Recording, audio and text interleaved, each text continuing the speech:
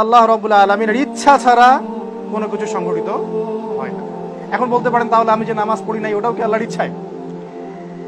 আসতে পারে না প্রশ্ন, অনেকেই করতে পারে। বিষয়টা হচ্ছে মানুষকে আল্লাহ পাক এমন একটা ফাংশন দিয়ে সৃষ্টি করেছে, সেটা হলো স্বাধীন ইচ্ছা শক্তি। বিবেক এবং স্বাধীন ইচ্ছা শক্তি এটা মানুষকে দেওয়া হয়েছে, এটা কিন্তু এই আপনার ফেরেশতাদেরকে দেওয়া হয় নাই।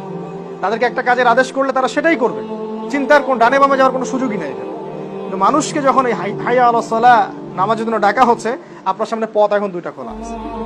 আপনি চাইলে এখন ইমানের উপর থেকে নামাজ পড়তে পারেন, আপনি চাইলে এখন নাও পড়তে। আল্লাহ রাব্বুল আলামিন আপনাকে সেখানে ফোর্স করবেন না। আল্লাহ পাক আপনাকে আসমানি কিতাব দিয়ে জানিয়ে দিবেন, নবী রাসূল পাঠিয়ে জানিয়ে দিবেন, বাকি স্বাধীন ইচ্ছা শক্তি কার? আল্লাহ রাব্বুল আলামিনের ইচ্ছা ছাড়া কোনো কিছু সংঘটিত হয় না। এখন বলতে পারেন তাহলে আমি যে নামাজ পড়ি নাই ওটাও কি আল্লাহর ইচ্ছায়? আসতে পারে না প্রশ্ন, অনেকেই করতে পারে। বিষয়টা হচ্ছে মানুষকে আল্লাহ পাক এমন একটা ফাংশন দিয়ে সৃষ্টি করেছে, সেটা হলো স্বাধীন ইচ্ছা শক্তি। বিবেক এবং স্বাধীন ইচ্ছা শক্তি এটা মানুষকে দেওয়া হয়েছে, এটা কিন্তু এই আপনার ফেরেশতাদেরকে দেওয়া হয় নাই। তাদেরকে একটা কাজের আদেশ করলে তারা সেটাই করবে, চিন্তার কোন ডানে বামে যাওয়ার কোনো সুযোগই নেই। কিন্তু মানুষকে যখন এই হাইয়া আলাস সালাহ নামাজের জন্য ডাকা হচ্ছে, আপনার সামনে পথ এখন দুইটা খোলা আছে।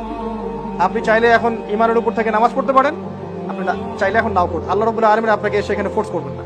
আল্লাহ পাক আপনাকে আসমানি কিতাব দিয়ে জানিয়ে দিবেন, নবী রাসূল পাঠিয়ে জানিয়ে দিবেন, বাকি স্বাধীন ইচ্ছা শক্তি কার?